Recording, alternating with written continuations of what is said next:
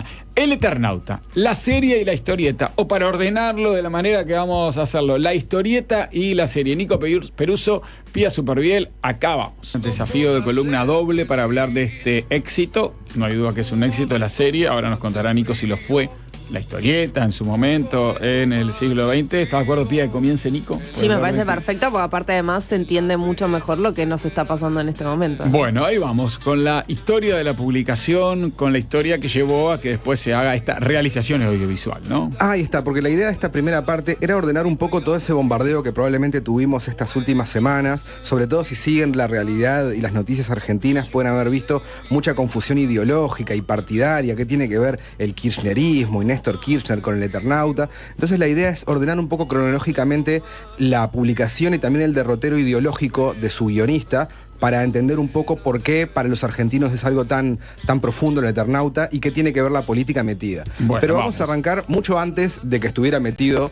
la política y estas disputas partidarias, porque el Eternauta es una historieta de ciencia ficción, cuenta una invasión extraterrestre desde el punto de vista de 4 amigos que están jugando al truco una noche.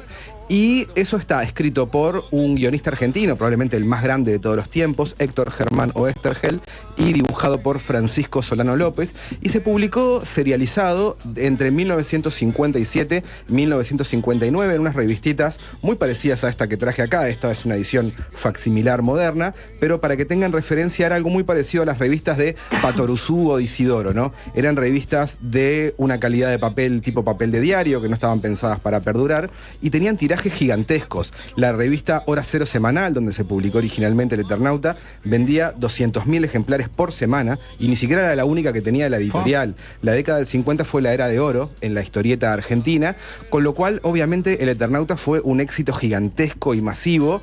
Después, en la década siguiente, se olvidó un poco, porque esto era léalo y tírelo, pero en 1975, casi 20 años después de la edición original, se publica por primera vez recopilado en un tomo. Acá tenemos algunos de estos tomos, que son esencialmente reimpresiones de eso, con lo cual se consolidó ya no solo como un éxito inicial en su publicación como revistita para kioscos, sino que fue uno de los clásicos argentinos. Y acá me gustaría hablar un poco sobre las interpretaciones y las reinterpretaciones posteriores que tuvo la obra, porque originalmente lo que escribió Oesterheld era una aventura juvenil, pensada por unos lectores de unos 12 años más o menos, pero lo que sucedió fue que después empezaron a hacer algunas interpretaciones de qué es lo que quiso decir Oesterheld con esta historieta de una nevada y unos extraterrestres que invaden la Tierra. Entonces, algunas de estas interpretaciones, por ejemplo, trazan una especie de paralelismo con la situación política de Argentina después del golpe, la llamada Revolución Libertadora, que derroca a Alfonsín, y lo que sucedió después con el gobierno de Frondizi. Algunos van un poco más allá y hablan de una especie de ideario aspiracional peronista, de lograr aunar el ejército con la clase trabajadora, porque el ejército argentino tiene un rol muy importante en la historieta y también en la serie. Pero la verdad es que hay que hilar bastante fino para encontrar alegorías políticas en el Eternauta original del 57, en el que está basado la serie. Es importante aclarar el Eternauta original, porque ahora vamos a hablar de otros. Pero ¿qué es lo que sucedió? Ya empezando a hablar de las reinterpretaciones. Héctor Germán Oesterheld era un hombre de una clase media alta, como casi toda su clase era antiperonista, pero tenía una sensibilidad de izquierda o progresista. Igual siempre es como medio complicado hablar de orientaciones ideológicas con argentinos, pero lo que sucede es que a lo largo de la década del 60 y 70 él va radicalizando su posición política. Él empieza a militar en Montoneros, una organización armada. Se radicalizó el todo, sí. Bastante radicalizado. Ahí se radicalizó, tomó las armas, digamos. Sí, totalmente. ¿Y qué es lo que sucede? Él, cuando se reedita por primera vez el libro, esto que decíamos en 1975, él ya metido completamente en Montoneros, él escribe un prólogo que muchos han citado en estos días en programas de televisión y en radio, en donde él hace una reinterpretación de lo que él había escrito casi 20 años antes.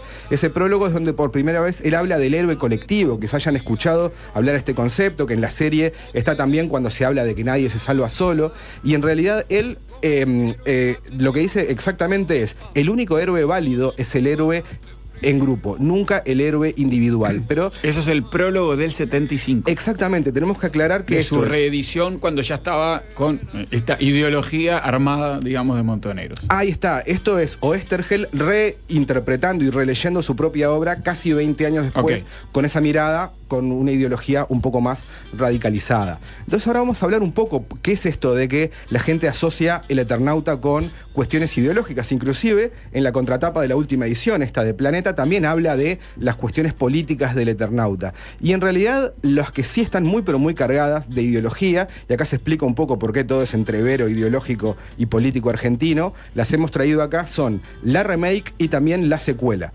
Porque en 1960, Oesterheld, ya más radicalizado y con un compromiso político un poco distinto, empieza a meter este nuevo compromiso político y su viraje político en parte de su obra. Hace una biografía de Evita, una biografía del Che Guevara que es excelente, dibujada por Alberto Brescia, un uruguayo, con quien en 1969 publica una remake de No, miramos, porque Alberto Brescia no es el ex secretario. Segundo historietista, segundo dibujante que coincide con nombre con un personaje, si se quiere, histórico. No es porque el primero es Francisco Solano López, que exactamente, que es descendiente de Venancio, el hermano. Claro, del señor de la calle. Pero está Alberto Brescia, nada que ver con el que fue prosecretario y presidente. Nada que ver. Un señor o que, secretario.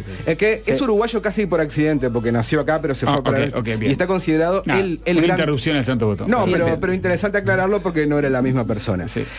Lo curioso de que esta remake del Eternauta, que es de 1969, se publica en la revista Gente de farándula, con lo cual las personas iban leyendo notas de Susana Jiménez y de repente les aparecía esta segunda versión del Eternauta, que es una remake. Que también es de él. Es escrita por Oesterheld, esta vez no dibujada por Solano López, sino por Brescia, en un dibujo mucho más experimental y más denso, y eso tiene un poco que ver con lo que pasó, porque Oesterheld lo que hace es, si bien cuenta la misma historia, es decir, la historia de los amigos que juegan al truco, la invasión, tiene un punto que es clave, y es que, a diferencia de la edición original, en esta versión las superpotencias del norte le entregan Sudamérica a los invasores, con lo cual, obviamente, Oesterheld había perdido un poco la sutileza que lo caracterizaba antes. Ya no había que hilar fino. No, a los lectores de Gente no les gusta nada esta versión, por el viraje ideológico, pero también por las cuestiones gráficas, y lamentablemente queda semi-inconclusa. En realidad le dicen, tenés 20 páginas para redondear esto porque esto se termina, y en realidad le iba recién por el primer tercio de la historia, con lo cual es una historia que artísticamente es muy, pero muy interesante, pero nada, queda muy trunca. Pero de lo que sí me interesa hablar es del Eternauta parte 2, porque como decíamos, en 1975 se republica por primera vez en libro. Es un éxito editorial inmenso, porque eran adultos los que lo habían leído de niños. Entonces crece la demanda por una secuela. Entonces Oesterheld en 1976 escribe El Eternauta parte 2, ahora sí con el dibujante original de la primera. Ahora es la secuela, que es lo que pasa después. Ahí está. Esto de la remake es como si no hubiera pasado. Esto es una continuación directa de la original, en la cual está basada la serie de Netflix. Pero, ¿qué es lo que sucede? Hay como mucho debate respecto a esta historieta, porque muchos le cuestionan su calidad artística. A mí me parece mucho más interesante como testimonio histórico que como historieta, porque Oesterheld ya está completamente comprometido con la causa montonera, y este libro, El Eternauta parte 2, es casi que una alegoría a la lucha armada, y especialmente a los sacrificios de la lucha armada, porque lo que sucede en ¿Tiene un José Gervasio Artigas en tapa? ¿Sabes que Mauri dijo exactamente lo mismo? Parece, ¿no? Es igual a Artigas. En realidad no puedo decir quién es ese personaje porque es un spoiler para la segunda temporada de Netflix, pero... Ay, nadie se va a acordar, falta 3 años. Es uno de los manos, uno de los villanos. Okay. Lo que sucede con el Eternauta parte 2 es que, para empezar, Oesterheld es uno de los personajes dentro de la historia, y es como muy loco lo que sucede, porque Juan Salvo, que es el Eternauta, que en la primera parte, el personaje que interpreta a Darín, es un héroe arquetípico, pero en la segunda parte es un personaje completamente frío y despiadado, una especie de general montonero que no duda en mandar a morir a sus familiares o a sus hombres, es decir... Esa es la secuela. Eso es la secuela, el Eternauta parte 2, y en el transcurso de la realización de esta historieta es cuando el gobierno militar argentino, ya estábamos en dictadura, asesina a sus 4 hijas, que tenían entre 18 y 24 años. Las 4 eran también militantes de Montoneros. 2 de sus esposos también son desaparecidos. 2 de ellas, Marina y Diana... 4 hijos, 2 yernos. Marina y Diana estaban embarazadas. Los hijos nacieron en cautiverio y nunca fueron recuperados. La única persona que sobrevive de su familia es Elsa, su viuda, a quien yo conocí en el 2011. Hubo una muestra muy importante en Mendoza. Había un grupo de historietistas que estábamos ahí de casualidad, pero una amiga nuestra había sido de las curadoras y bueno, fuimos invitados a la inauguración. No nos dio para decirle nada a esa señora, era como muy impactante tenerla ahí adelante. Y lo que es más fuerte del Eternauta parte 2 es que Oesterheld, después del asesinato de sus 4 hijas, de hecho, el último capítulo, él ya sabe que sus hijas están muertas y hay como una meta historia de eso en donde él dialoga con su personaje y habla del sacrificio, porque en la historia también mueren la hija y la mujer de Juan Salvo. Es una cosa... Se le metió adentro la vida de la historia. O sea, tremendo. siempre puede ser que parte de tu vida se meta en esta historieta, pero no tan lineal en el momento. Sí, y lo que termina sucediendo es que él ya en la clandestinidad le dicta los últimos guiones por teléfono a su dibujante antes de que desaparezca, que es lo que termina sucediendo en 1977. O sea que... nada, es una de esas tragedias inconmensurables. Y todo esto podría ser parte, porque no sé para dónde van a correr los realizadores de la secuela. Veremos cómo lo hacen. Sí, después. de hecho hay una pequeña puntualización y es de lo que voy a comentar en la serie, pero en el capítulo número 6 aparece un edificio, que es ese edificio enorme que se parece al de Euskal Herria, y hay un dibujante argentino que es amigo nuestro, Diego Grimbau, que cuenta en un video que en ese edificio vivía realmente Elsa, la viuda de Oesterheld.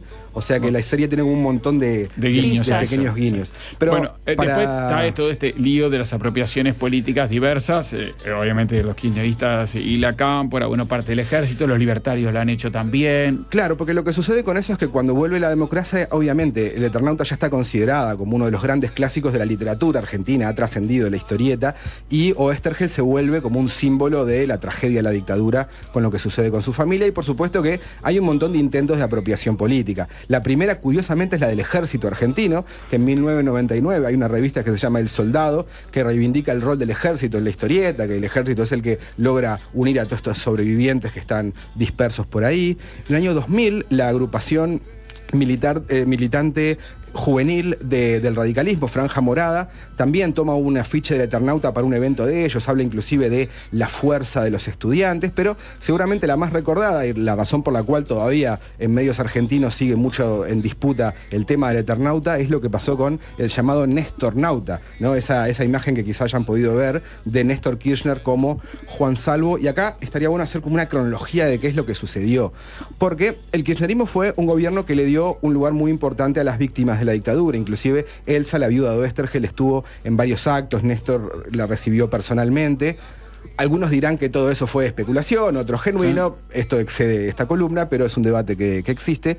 Y cuando murió Néstor, y esto es importante aclararlo, el dibujante original, Francisco Solano López, hizo ese dibujo. No es que fue una apropiación extra, sino que él la hizo, pero él la hizo como un homenaje a Néstor por eso que había hecho por la familia Oesterheld. Acá la cosa se empieza a complicar, porque cuando ya no es solamente un homenaje, sino que el Nestornauta empieza a usarse partidariamente en actos, ahí ya la familia Oesterheld empieza a distanciarse un poco, ya no le gusta tanto, y la cosa se empieza a complicar aún más porque el Eternauta, la edición original, empieza a regalarse en escuelas, empieza a repartirse, y donde todo termina de entreverarse es cuando la agrupación juvenil La Cámpora empieza a visitar escuelas y a charlar del Eternauta.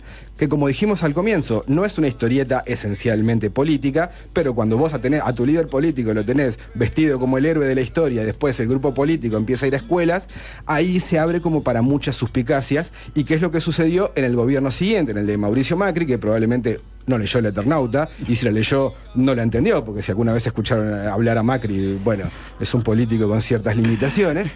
Él lo primero que dijo es: se prohíbe el Eternauta, es decir, este libro está prohibido en escuelas argentinas. Para prohibir no hay que leer.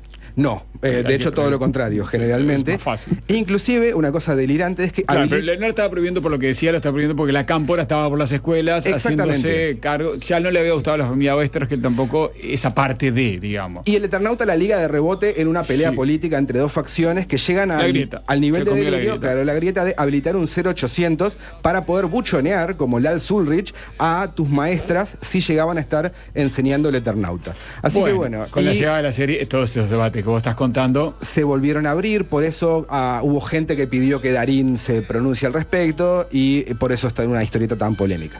Que ser muy poco inteligente, tener dinero y una buena voz, pero... Primera parte de esta columna doble, toda la historia de la historieta, de la familia, de la tragedia, de las apropiaciones ideológicas y políticas del Eternato, para que entiendan un poco, si andan en redes, en los medios argentinos, por qué tanto quilombo a partir de, más allá de la realización audiovisual. Con este tema que eligió Nico Peruso para acompañar. De hecho, lo elegimos los dos sin Sí, Pía consultarnos también lo con había Pía. elegido. Exacto. Estamos escuchando a Manal con Jugo de Tomate Frío, uno de los clásicos de la década del 70, porque los personajes son un poco más mayores en la serie, entonces les gusta mucho este rock de la década del 70. Manal, uno de los referentes de la época, y es interesante porque la banda sonora de la serie, ahora capaz que podemos comentarlo un poco, refiere, inclusive algunos de los títulos de los capítulos tienen que ver con rock clásico argentino. Y ahora viene la segunda parte con Pía Superbiel, la realización audiovisual. Si quieres ser un hombre importante, que se hable todo el día de vos.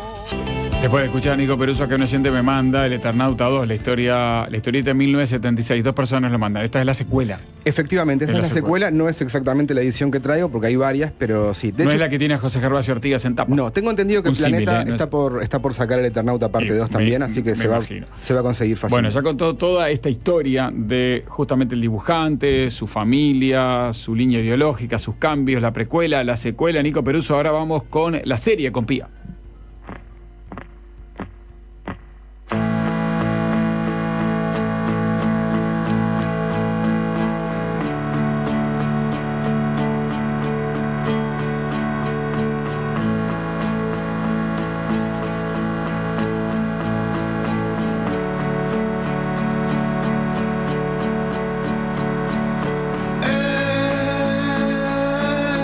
¿Quién te va a cuidar?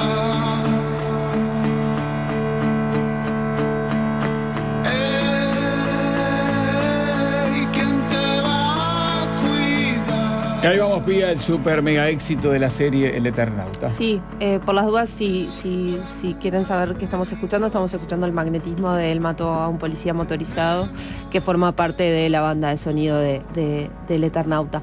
Me gustaba empezar pensando en esto de que hay novelas, historietas, sagas, en la mayoría de los casos, que durante mucho tiempo fueron como imposibles de adaptar. O sea, estas especies de obras malditas que dejaron un tendal de fracasos en grandes nombres del cine.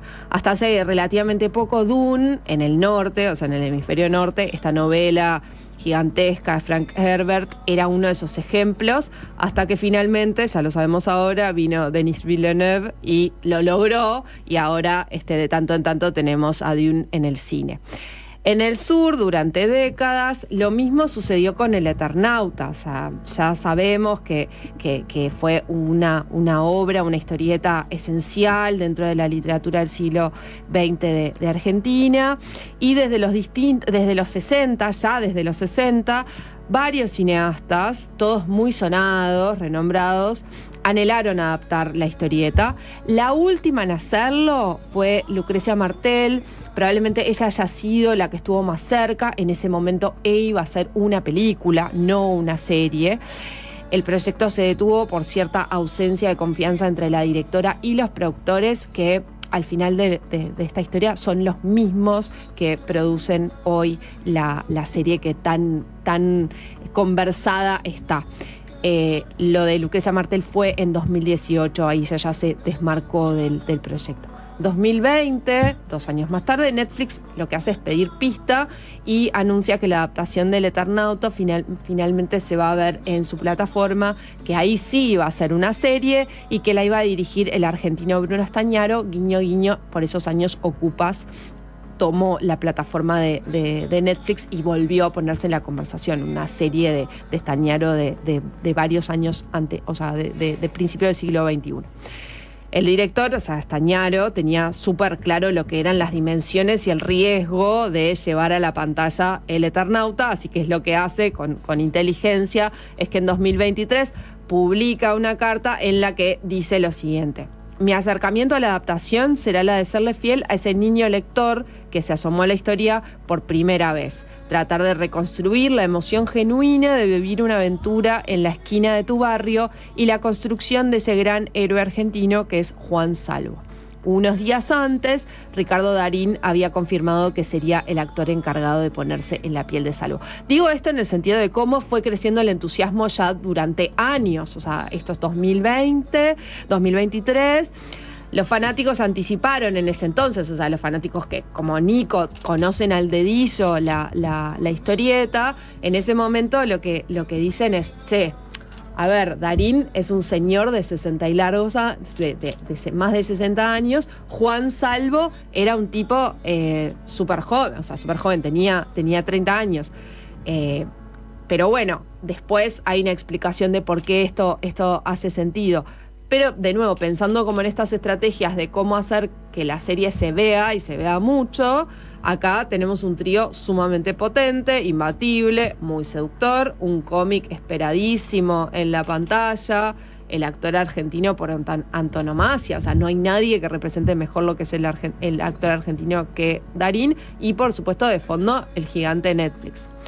El Eternauta entonces se convierte en lo que sabíamos que se iba a convertir, que es un fenómeno global, o sea, no solo en la región, sino en el mundo todo.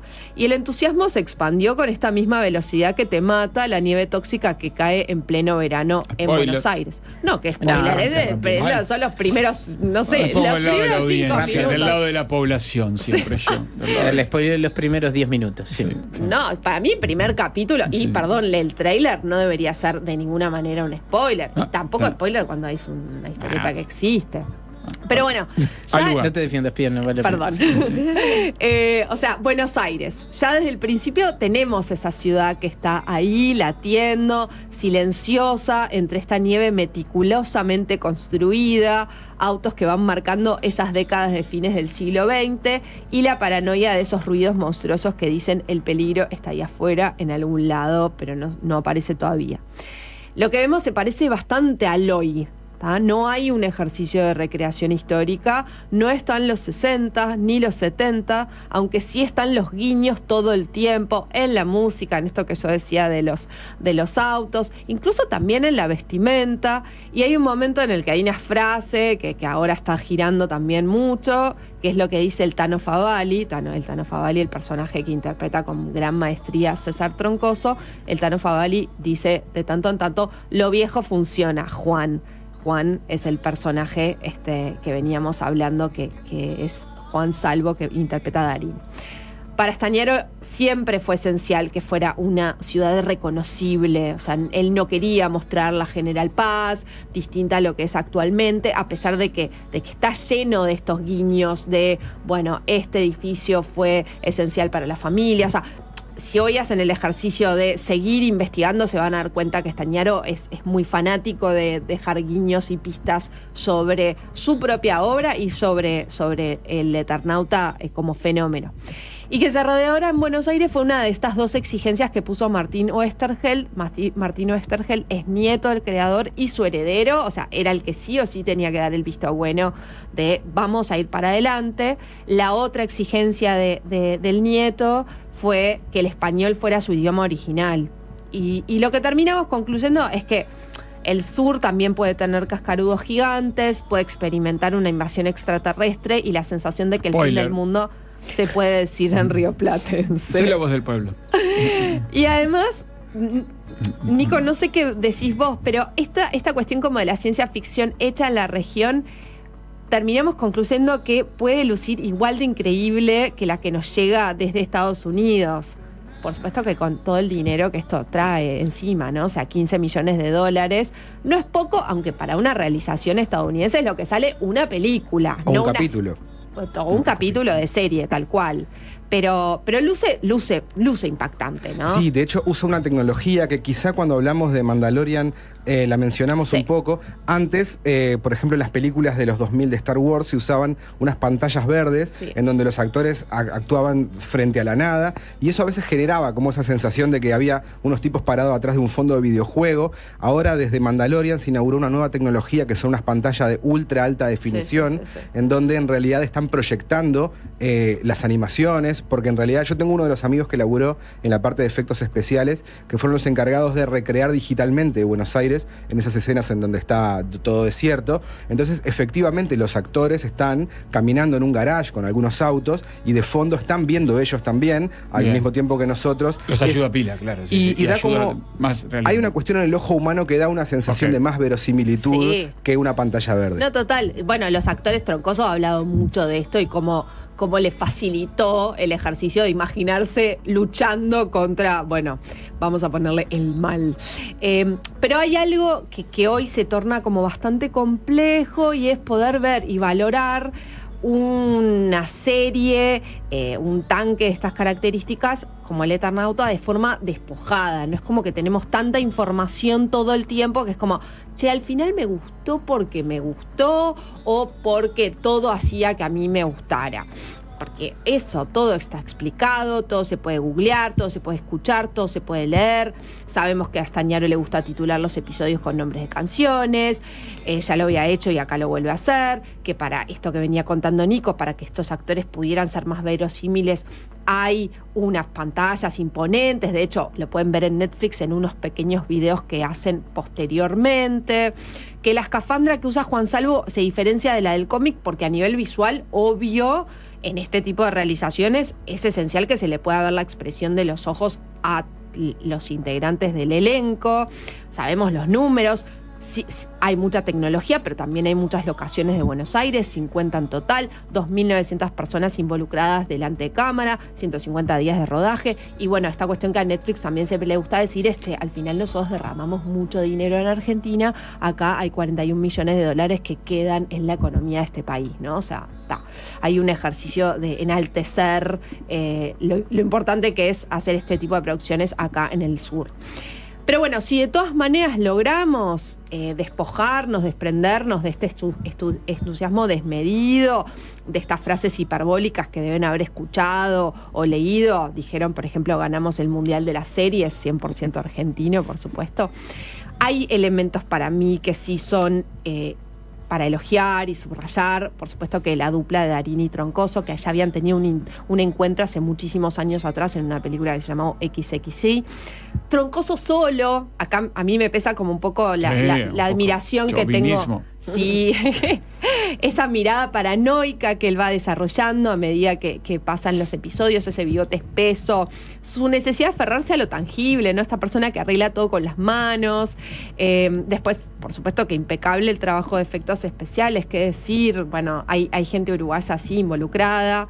Y esta Buenos Aires blanca y apocalíptica, y para el final, para mí, bueno, que los héroes estén para la jubilación y todavía puedan correr, es increíble. Se ve en Netflix, tiene 6 capítulos, Tiene 6 aproximadamente capítulos. 1 hora. Sí, a veces menos de 1 hora, por supuesto que se van a dar cuenta si llegan al final que Netflix ya te avisa que viene la segunda.